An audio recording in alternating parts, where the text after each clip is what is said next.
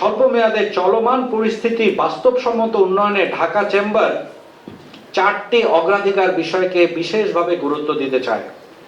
প্রথমত, আইন শৃঙ্খলা পরিস্থিতি কার্যকর উন্নয়ন নিশ্চিত করা এবং চাঁদাবাজি সম্পূর্ণভাবে বন্ধ করতে হবে, যাতে ব্যবসায়ীরা নিরাপদ ও নির্ভর পরিবেশে কার্যক্রম পরিচালনা করতে পারেন।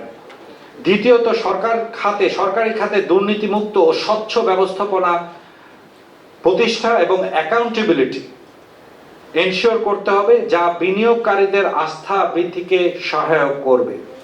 তৃতীয়ত, যারা ইচ্ছাকৃত ঋণখেলাপি নন তাদেরকে প্রয়োজনীয় ওয়ার্কিং ক্যাপিটাল সাপোর্ট প্রদান করে পুনরায় ব্যবসা কর্মকাণ্ডে ফিরিয়ে আনার উদ্যোগ নেওয়া যেতে পারে। চতুর্থ, ঋণের সুদ হারকে যুক্তিসঙ্গত এবং সহনীয় পর্যায়ে নিয়ে আসা, যাতে বিনিয়োগ ও উৎপাদন কার্যক্রম গতিশীল হয়।